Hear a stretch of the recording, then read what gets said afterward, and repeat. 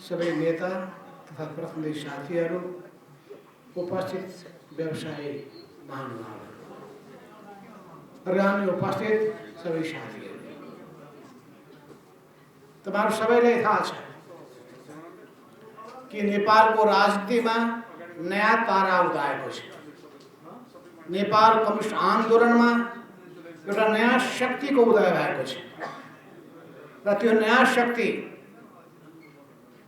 Nepal communist party एकीकृत समाजवादीको रूपमा नेपाली जनता सामु नयाँ पहिचान सहित उभिएको छ।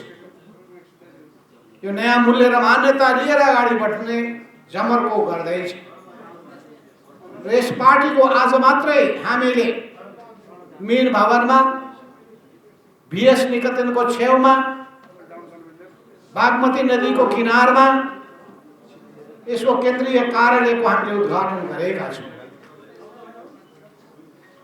र भव्य उपस्थितिको माझमा हामीले यसको उद्घाटन सँगसँगै यसका केही विचारहरूको बारेमा पनि जन समक्ष केही बुदाहरू अगाडि सार्ने जमर्को गरेका छौँ। आज त्यही पार्टीसँग सम्बद्ध एउटा संगठन आज रूपान्तरित भएर एकीकृत वैदेशिक रोजगार व्यवसायी संगठन नेपालको रूपमा तपाईहरु समक्ष प्रस्तुत हुन गइरहेको छ। यो संगठनलाई म बधाई दिन चाहन्छु, शुभकामना दिन चाहन्छु, तपाईहरुलाई धन्यवाद दिन चाहन्छु। प्रत्येक पेशा व्यवसायमा आबद्ध भएका व्यक्तिहरूको आफ्नो छुट्टै संगठन आवश्यक हुन्छ। प्रत्येक वर्गहरूको आफ्नो संगठन चाहिन्छ। समुदायहरूको पनि त्यस्तै संगठनको आवश्यकता पर्दछ। हामी किसानहरूका लागि किसान संगठन बनाउने गर्दछौँ, मजदुरहरूका लागि मजदुर संगठन बनाउने गर्दछौँ, बुद्धिजीवीहरूका लागि बुद्धिजीवी संगठन बनाउने गर्दछौँ। त्यसैगरी विभिन्न क्षेत्रसँग जोडिएका महिला हुन् वा अन्य मुस्लिम समुदाय, मधेसी समुदाय, आदिवासी जनजाति समुदाय, यारो दलित समुदाय, ती प्रत्येक समुदायको हामीले छुट्टै संगठन बनाइरहेका छौँ। 2 दर्जन भन्दा बढी संख्यामा रहेका यस्ता जनवर्गीय संगठनहरू आफ्नो ठाउँमा रूपान्तरित भइरहेका छन्। हिजो नेकपा एमाले हामीले बनाएको त्यो पार्टीलाई अरूले कब्जा गरेर लगे, त्यो पार्टीलाई दक्षिणपन्थी दिशामा पुर्याए, त्यो पार्टीले मूल आफ्नो चरित्र गुमायो, त्यसले दक्षिणपन्थी बाटो समायो, त्यसले सामूहिकता त्याग्यो, एउटा व्यक्तिको मुठ्ठीमा कैद हुन पुग्यो, त्यहाँ निरङ्कुशता हावी भयो, व्यक्तिवाद हावी भयो, गुटवाद हावी भयो र तानाशाही चरित्र त्यहाँ व्याप्त हुन पुग्यो। त्यहाँ सामूहिकता नामको चीज हराएर गयो। सबै हिसाबले त्यो संगठनले कान्ति गुमायो, ऊर्जा गुमायो, उत्साह गुमायो र मूल उद्देश्य त्यसले बिर्सेर गयो। राष्ट्रियताको झण्डालाई त्याग्यो, लोकतन्त्रको मान्यतालाई फालिदियो र परिवर्तनको झण्डा पनि त्यसले अस्वीकार गर्दै यथास्थितिमा रमाउन थाल्यो। षड्यन्त्र जाल जेल गवाहे केही पनि जानेन, इमानदारिता निष्ठा नामका चीज त्यसमा केही पनि रहेनन्। हुँदा सरकारमा हुँदाखेरि सुशासनको मान्यतालाई लत्याउन थाल्यो, विधिको शासनलाई अस्वीकार गर्न थाल्यो, सत्ताको चरम दुरुपयोग गर्ने काम गर्न थाल्यो। पार्टीभित्र पनि विधि नामका चीजहरू इतिहासका विषय बन्न पुगे। फलस्वरूप एउटा नयाँ पार्टीको आवश्यकता बोध भयो। हामीले विद्रोह गर्नु पर्यो। विद्रोह गरेर वैधानिक आधारमा हामीले एउटा नयाँ पार्टी निर्माण गऱ्यौँ। त्यो पार्टीको 77 वटा जिल्लामा संगठनहरू बनिरहेका छन्। भएका समानान्तर हिजो हामीले बनाएका 77 चैत्र 4 र 5 पश्चात बनाएका पार्टी र सबै जनवर्गीय संगठनहरू रूपान्तरित भइरहेका छन्। त्यस अर्थमा यो नितान्त नयाँ पार्टी पनि होइन। पुरानो पार्टीभित्रको क्रान्तिकारी धारले, नेकपा एमाले भित्रको क्रान्तिकारी धारले सुरु गरेको यो पार्टीको नयाँ यात्रा हो। यो आन्दोलनको नयाँ यात्रा हो। क्रान्तिकारीहरू, परिवर्तनकारीहरू, इमानदार र निष्ठावानहरू अहिले यो पार्टीमा आबद्ध भएका छन्। कतिपय मानिसहरू अझै त्यहाँ अल्मलिएका होलान्, असल मानिसहरू पनि भ्रमवश बसिरहेका होलान्, असल भावना भएका मानिसहरू पनि। ती व्यक्तिहरूले ढिलो चाँडो हाम्रो यो पार्टीमा आउनै पर्छ। उहाँलाई हामी स्वागत गर्नेछौँ। तर हामी अगाडि बढेका छौँ। नदीको प्रवाह रोकिँदैन, त्यो निरन्तर अगाडि बढिरहन्छ। गति नै जीवन हो, जीवन नै गति हो। त्यस हुनाले गतिहीन जीवनको कुनै अर्थ छैन। गति बिना जीवनको अन्त्य हुन्छ। हामी गतिमा विश्वास गर्दछौँ, हामी गतिशीलतामा विश्वास गर्दछौँ। हामी सही विचार लिएर ऊर्जा र गतिका साथ अगाडि बढ्छौँ। एउटा उत्साहको सृजना गर्छौँ, नयाँ विश्वास पैदा गर्नेछौँ, युवा पुस्तालाई आकर्षित गर्नेछौँ, युवाहरूलाई विश्वासको नयाँ हामी सम्भावना देखाउनेछौँ। हामी देखिरहेका छौँ समाजका विभिन्न वर्ग तहका विभिन्न समस्याहरू छन्, चाहनाहरू छन्, मागहरू छन्। ती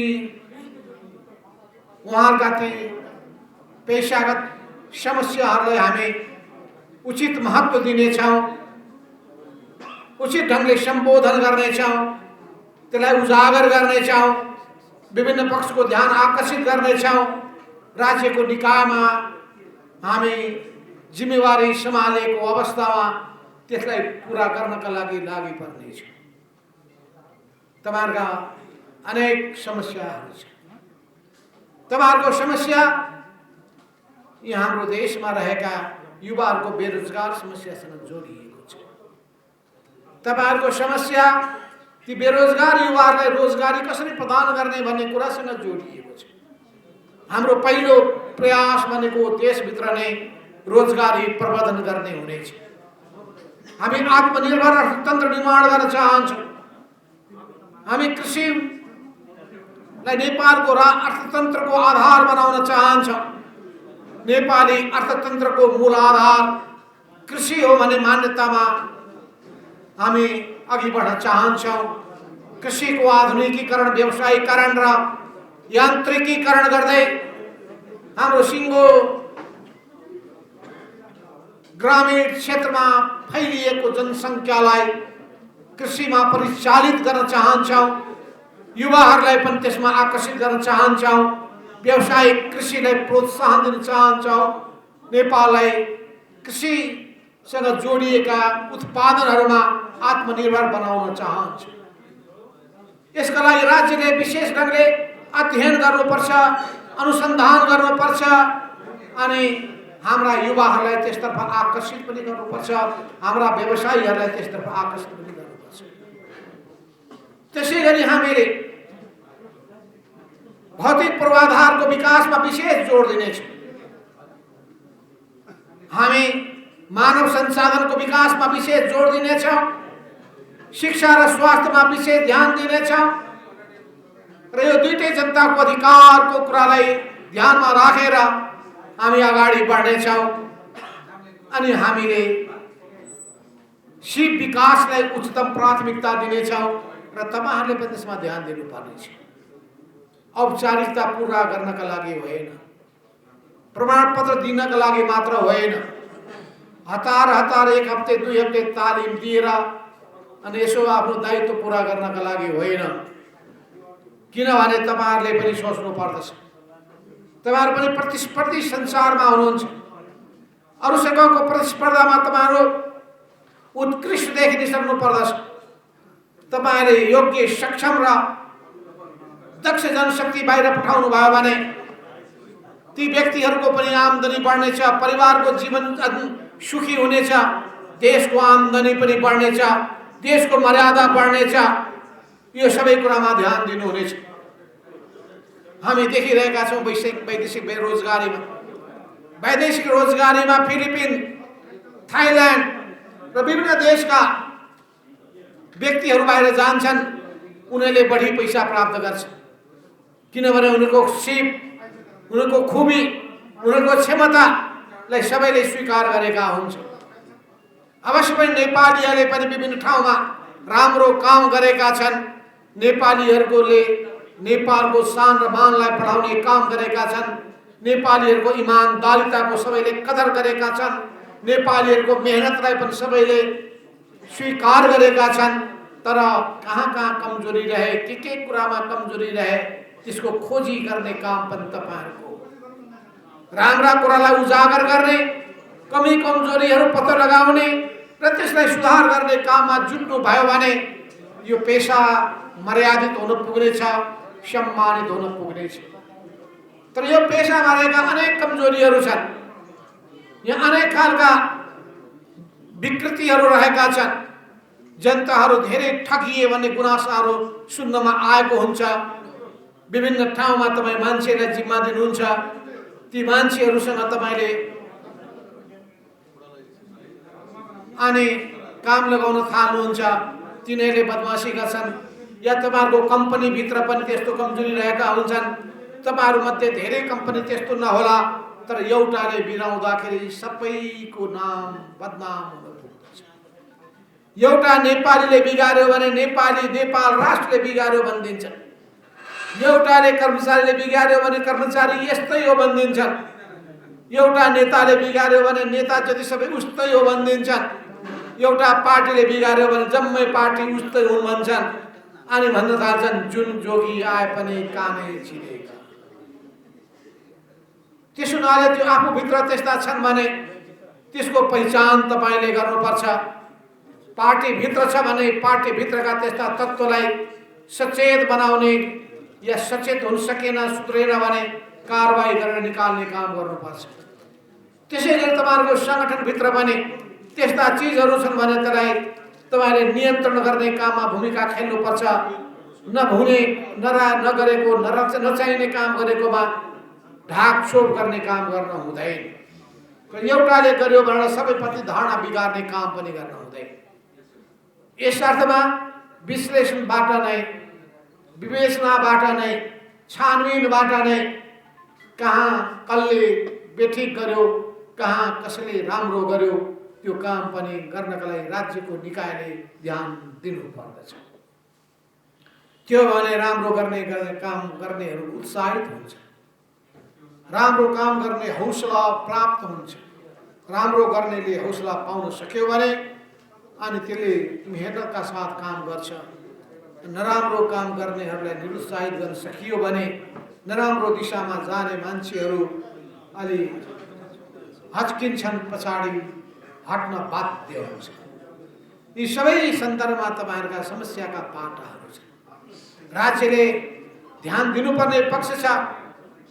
जब हामीले नेपाली नागरिकलाई रोजगार दिन सकिएनौं भने राज्यले आफ्नो दायित्व पूरा गरेको ठहरिँदैन।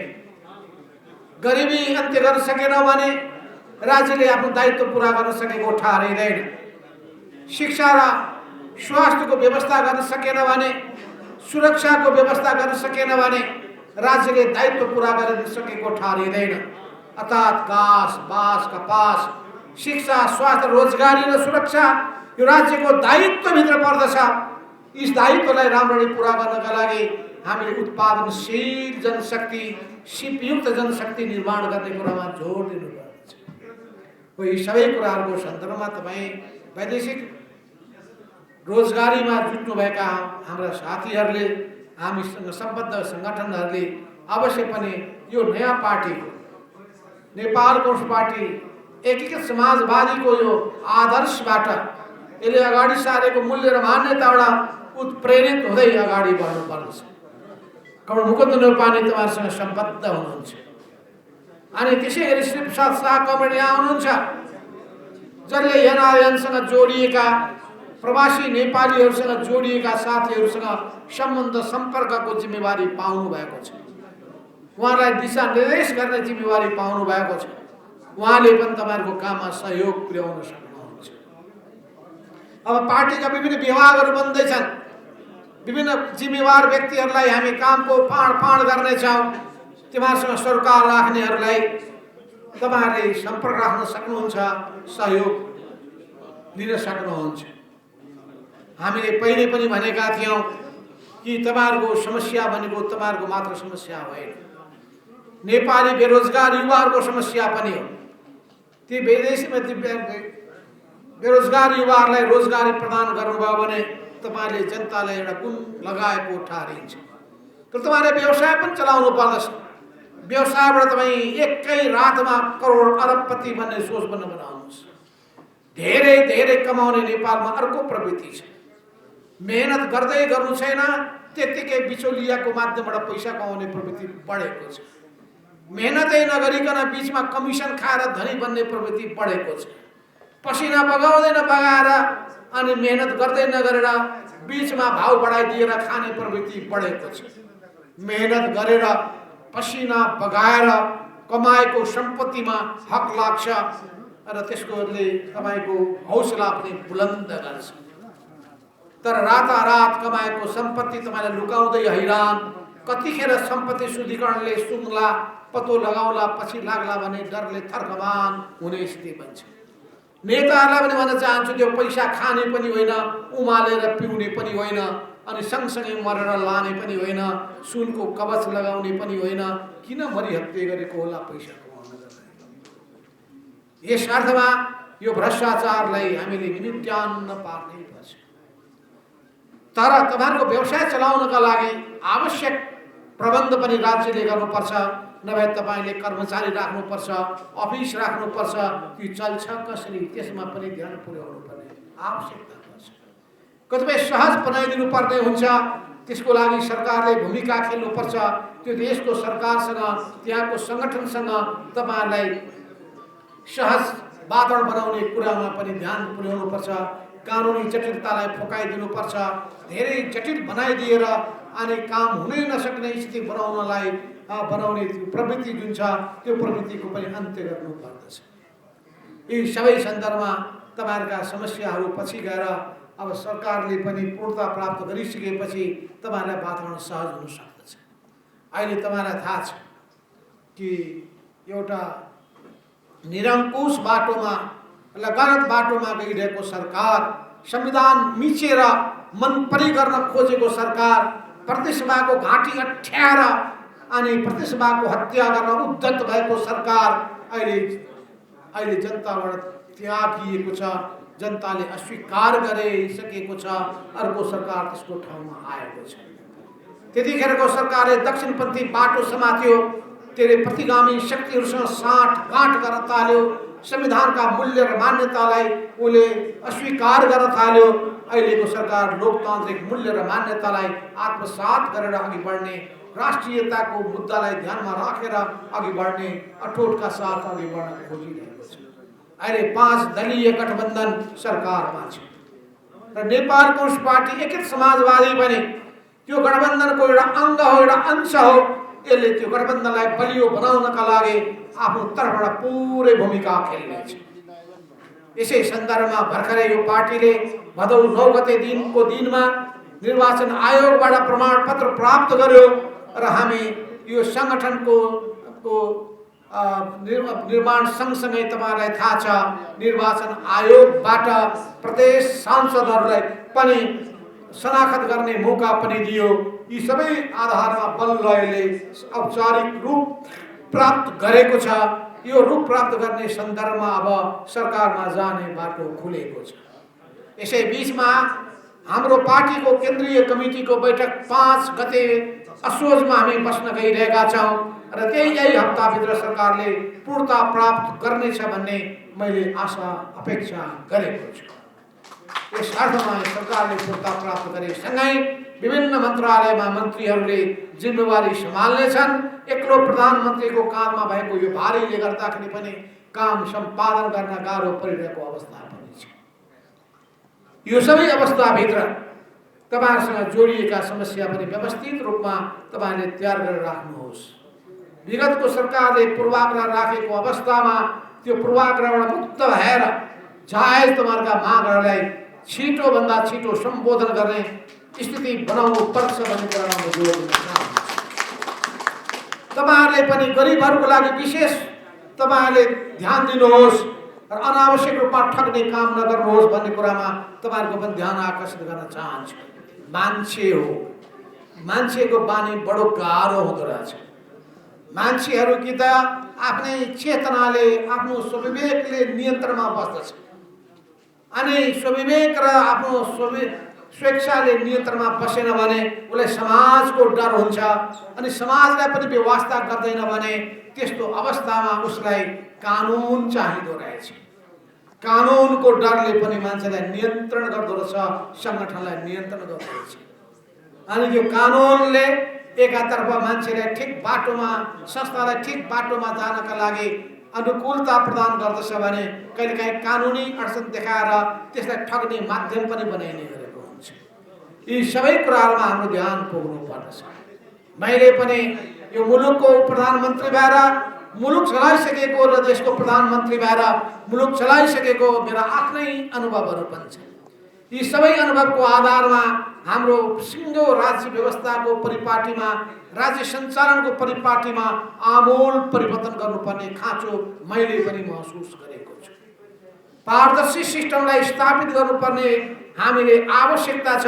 अपारदर्शिताले र त्यसपछि यो अनेक ठाउँमा धाउने यो प्रवृत्तिले गर्दाखेरि धेरै खालका अनुचित कामहरू हुन सक्दा रहेछन्, जनताले दुःख पाउँदा रहेछ। मैले विभिन्न समयमा ठाउँमा एउटा कुरा गर्ने गरेको छु। अस्पताल, मैले चीनको एउटा अस्पताल गाउँमा ग्रामीण भएको एउटा अस्पताल हेर्ने मैले मौका पाएँ। त्यो अस्पतालमा जाँदाखेरि मैले देखेँ त्यहाँ मान्छेहरू कुनै टेबलमा गएर आफ्नो नाम लेखाउँदा रहेनछ। उनीहरू त्यहाँ एक ठाउँमा ठ्याक्क उनीहरू त्यसलाई के भन्छन्, त्यो कम्प्युटरमा थिच्दा रहेछन्, आफ्नो नाम त्यहाँ लेख्दा रहेछन्, सबै विवरण भर्दा रहेछन्। विवरण भइसकेपछि के बिमारी हो त्यो पनि लेख्छन् अनि त्यो बिमारी के हो लेखिसकेपछि ठ्याक्क त्यसले कम्प्युटरले भन्दो रहेछ यो बिमारीको उपचार गर्ने डाक्टरहरू निम्न छन् भन्दो रहेछ। अनि त्यो निम्न डाक्टरहरूले आफै बताइसकेपछि यी डाक्टरहरू यति दिनसम्म यो काममा बिजी छन्, यसलाई फुर्सद छ भनेर भन्दो रहेछ।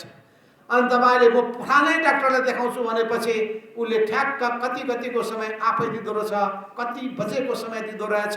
अनि त्यसपछि तपाईँ त्यो दिन पुग्नुहोस्, डाक्टरले तपाईँको उपचार गरिदिइहाल्दो रहेछ। कहीँ धाउनु पनि परेन, भन्नु पनि परेन, चाकरी पनि गर्नु परेन, चापलुसी पनि गर्नु परेन, ठ्याक्क कम्प्युटरले तपाईँलाई सबै कुराहरू बताउँदो रहेछ। त्यसै गरी हामीले सिङ्गो सिस्टमलाई कम्प्युटराइज गर्नुपर्छ। सबै तथ्याङ्कहरूलाई हामीले व्यवस्थित गर्न सक्नु पर्दछ। जब पारदर्शी तरिका अवलम्बन गर्न थालियो भने यो धेरै यस्ता खालका अनुचित ढङ्गले लाभ उठाउने प्रवृत्तिहरूमा आफै नियन्त्रण हुन सक्नुपर्छ। यस अर्थमा हामीले आधुनिक विज्ञान र प्रविधिको प्रयोग गर्न सक्नुपर्दछ।